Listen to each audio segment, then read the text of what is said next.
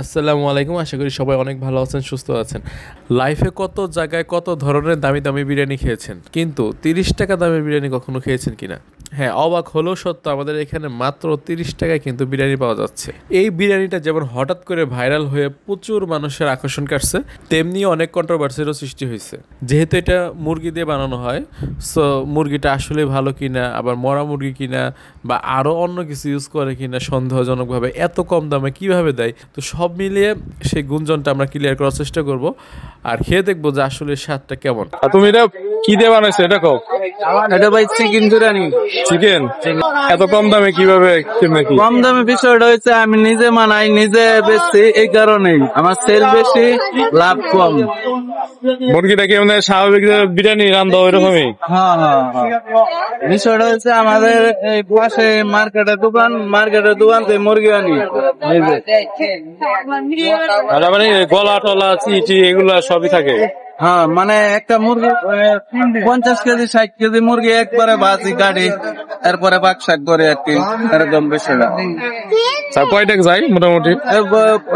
কোনদিন 2 ডেক যায়, কোনদিন 1 ডেক যায়, এরকম।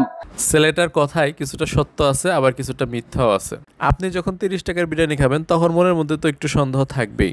এর আগে আমরা খুলনায় দেখেছিলাম যে কুকুরের মাংস দিয়ে বিরিয়ানি রান্না করে 30 টাকা 35 টাকায় সেল করতেছে। তো সেই চিন্তা আমার যখন মাথায় আসে তখন আসলে এই 30 টাকার বিরিয়ানি জিনিসটা খুবই মানে ভয়ঙ্কর কিছু মনে হয় আমাদের কাছে। তবে সত্য হলো এটাই যে এটা কোনো কুকুরের মাংস না, এটা মুরগির মাংসই। এখন মুরগির মাংস হলেও এখানে কথা আছে যে এটা কি আসলে ভালো মুরগি নাকি মরা মুরগি না অন্য কিছু, তো সেটা আমরা আসলে খাওয়ার সময় বুঝতে পারবো। এখন ওর মিথ্যা কথা বলতে এতটুক তো পরিষ্কার বোঝা গেছে, 50-60 কেজি মুরগি কাটি তারপরে ভাজি, এই জিনিসটা ভুল। বিরিয়ানিটা যেটা রান্না করা হয় এটা হচ্ছে ছাট মাংস, আমাদের এলাকায় যেভাবে বলে আর কি। যেমন ধরেন মুরগির গলা, তারপরে পাখনা আছে সেটাকে 2-3 টুকরা করছে, আবার শাড়ি মাংস আছে কিছু ছোট ছোট পিস। মোট কথা হাড্ডিযুক্ত মাংসই বেশি, যেগুলো আর কি রেস্টুরেন্টে ওইভাবে ইউজ করে না। এখন আসেন এটা আসলে খেতে কেমন। প্রথমে যদি আমি রাইসের কথা বলি, রাইসটা বলবো একদমই সাদামাটা। মানে আমরা রাস্তায় মাঝে মাঝে দেখি না লোকাল পোলাও চাউল বিক্রি করে, যেটা স্মেল শুধু ওই কেনার সময় পাওয়া যায়, ওই ধরনের একটা লো কোয়ালিটির রাইস কিন্তু এখানে তারা ইউজ করছে। এখন দাম তো 30 টাকা, সেই হিসাবে অনেকের কাছে জিনিসটা মনে হবে যে ঠিকঠাকই আছে। আর রাইসটা কিন্তু একটু হলদে টাইপের, দেখে মনে হতে পারে যে খিচুড়ি টাইপের কিছু একটা। এরপরে মাংসের কথা যদি বলি, আপনি 3 থেকে 4 পিস, যদি তার মন ভালো থাকে, আপনাকে দেখে যদি মনে হয় যে না আরেক পিস বাড়িয়ে দিলে ভালো হয়, তাহলে হয়তো বা 4 থেকে 5 পিস আপনি পেতে পারেন। ওভারঅল 3 পিস, সর্বোচ্চ গেলে 4 পিস হয়, মাঝে মাঝে 5 পিসে যায় আর কি। আর মাংসের কোয়ালিটির কথা যদি বলি, মানে মাংসটা আসলে আমার একটু সন্দেহ আছে ভাই, বিশ্বাস করেন। এটা কারো বদনাম করার জন্য বলতেছি না, যেটা সত্য নিজের কাছে মনে হয়েছে সেটাই বলতেছি। মানে মাংসটা না, মানে হাড্ডিগুলোও একটু অতিরিক্ত সফট। এটা আসলে আপনি যদি খান তাহলে বুঝতে পারবেন। এটা মুরগির মাংসই, এটা সত্য। যদি বলি যে মরা মুরগি না অসুস্থ মুরগি, সেটা আসলে বলা সম্ভব না। তবে যদি কোয়ালিটির কথা বলি তাহলে বলবো যে কোয়ালিটিফুল মুরগি অবশ্যই না। মানে মুরগির মাংসের যে একটা টেস্ট, সেইটা কিন্তু পাচ্ছিলাম না। এখন আজকের জন্যই পাচ্ছিলাম না, না এরপরেও এরকম হয় সেটা জানি না। কিছুটা আপনি ধারণা নিতে পারেন। আমরা অনেক সময় হাটে বা বাজারে যাওয়ার পরে দেখা যায় যে অনেকে মুরগির মাংস খোলা নিয়ে বসে আছে, কাটা কাটা, কিছু পাখনা কিছু গলা, এই টাইপের মাংস নিয়ে বসে আছে। তো ওদের কাছ থেকে মাংস নিলে ওই মাংসের যে একটা স্বাদটা পাবেন আপনি, ওই সেম স্বাদ কিন্তু এখানেও পাচ্ছেন।